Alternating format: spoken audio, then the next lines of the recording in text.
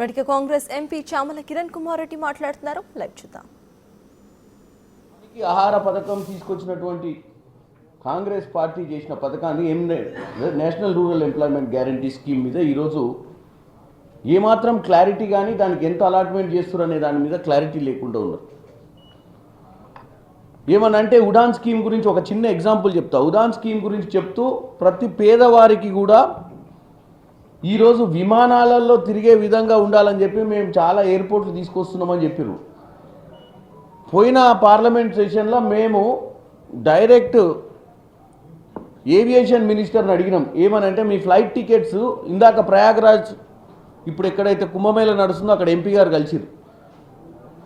ఆయన చెప్తుండే బడ్జెట్ అయిపోయినాక వీళ్ళు ఇట్లా చెప్తుర్రు, యాక్చువల్గా విమానం టికెట్లు రెగ్యులరైజ్ చేసే పరిస్థితే లేదని గవర్నమెంట్ చెప్పింది. ఎయిర్పోర్ట్లు కట్టినప్పుడు ఎవరైనా విమానాలు ఎక్కి బయటికి పోవాలంటే రెగ్యులరైజ్ చేయాల్సిన అవసరం ఉంటుంది కదా.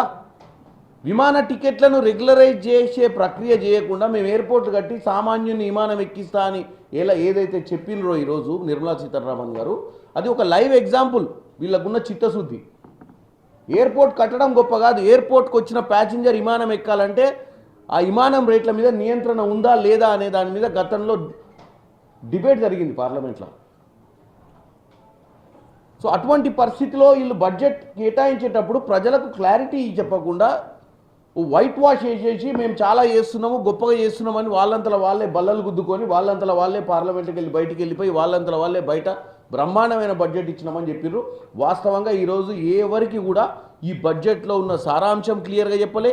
ఈ బడ్జెట్ అసలు ఎక్కడ స్లాబ్స్ ఉన్నాయి, ఈ 12 లక్షల వరకు ఆదాయం ఉన్న వారికి ఇన్కమ్ ట్యాక్స్ లేదని చెప్పారు. తర్వాత దాంట్లో ఆదాయం 12 లక్షల వరకు అన్నప్పుడు ఆదాయం ఎవరు, ఉద్యోగస్తుల, వ్యాపారవేత్తల, స్లాబ్స్ ఏంది, 4 లక్షలు అనేది మెయిన్ ఏదైతే ఇన్కమ్కి ఉంది. తర్వాత ఉన్న 8 లక్షలకి ఏమైనా స్లాబ్స్ ఉన్నాయా ఏం చెప్పకుండా కేవలం ఒక ఎలక్షన్ స్పీచ్ మేనిఫెస్టో పెట్టినారు. వాస్తవంగా చెప్పాలంటే ఇది బడ్జెట్ పెట్టినట్టు లేదు, మళ్ళీ బీజేపీ మేనిఫెస్టో పెట్టినట్టుగానే ఈరోజు విడుదల చేసిపోవడం జరిగింది. ఫుల్ క్లారిటీ తోటి గంట సేపు మాట్లాడారు. గంట సేపట్లో ముఖ్య అంశాలు చెప్తున్నామని చెప్పి అదేదో 100 వార్తలు సాయంత్రం వస్తుంది టీవీలో 100 వార్తలు అని చెప్పి దేశవ్యాప్తంగా వార్తల గురించి చదివి వెళ్ళిపోయారు తప్ప వాస్తవంగా ఆ వార్తల వెనుక ఉన్న వాస్తవాలు చెప్పకుండానే ఈరోజు ఈ ఎన్నికల ప్రచార బడ్జెట్ సమావేశాన్ని ముగించారు.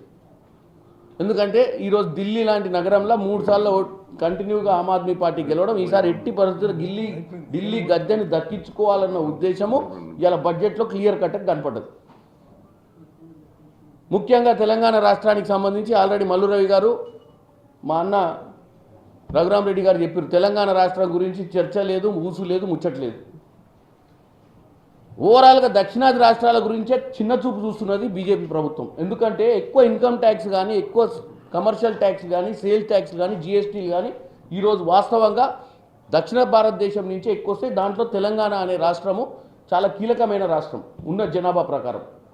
మరి వీళ్ళ రాజకీయ అవసరాల కోసమే బడ్జెట్లు ఎక్కువ కాన్స్టిట్యున్సీలు ఉన్నటువంటి ప్రదేశాల మీద, ఎక్కువ సీట్లు ఎక్కడైతే బీజేపీ గడిస్తుందో ఆ రాష్ట్రాల మీదనే కాన్సన్ట్రేట్ చేస్తారా, లేకపోతే భారతదేశం మొత్తానికి కూడా బడ్జెట్లో సమానమైన భాగాన్ని ఇచ్చే ప్రయత్నం చేస్తారా అనేది రేపు మార్చిలో వీళ్ళు ఫుల్ క్లారిటీతో ఎప్పుడైతే వస్తారో దీని మీద ఇప్పుడు చర్చలు కూడా ఉన్నాయి. మండే నుంచి డెఫినెట్గా మేము కాంగ్రెస్ పార్టీ తరపు నుంచి, తెలంగాణ తరపు నుంచి మాకు రావాల్సినటువంటి విభజన హామీల నుంచి మొదలు పెడితే రానున్న రోజులలో తెలంగాణలో ఏం అవసరం ఉంది, గత 10 ఏళ్లుగా నియంత పాలన చేసినటువంటి కేసీఆర్ ఏ రోజు వీళ్ళని పట్టించుకోలేదు, ఏ రోజు వచ్చి మంత్రులు కలవలేదు.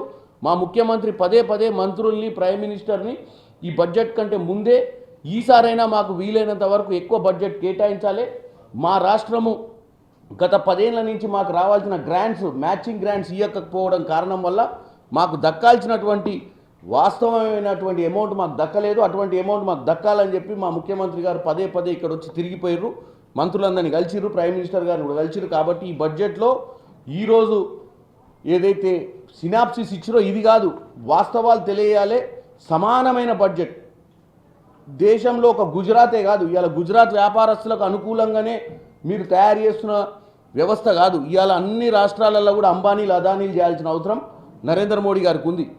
ఎందుకంటే ఓన్లీ గుజరాత్ నుంచి మీరు చెప్పుకుంటే 10 మంది టాప్ 10 బిజినెస్ మ్యాన్ కూడా ఈరోజు చెప్పుకుంటే వాళ్ళ రాష్ట్రం నుంచి వచ్చిన వాళ్ళే ఉంటారు. ఆయన ఇంకా ముఖ్యమంత్రి అనే ఆలోచన నుంచి ప్రధానమంత్రి అన్న ఆలోచనకు రావాలి. ఈ బడ్జెట్ని ఇంకా ప్రాపర్గా పబ్లిక్ అర్థమయ్యేటట్టు అన్ని రాష్ట్రాలను ఇందులో చేకూర్చి ముందుకు తీసుకోవాలని కోరుకుంటున్నాం.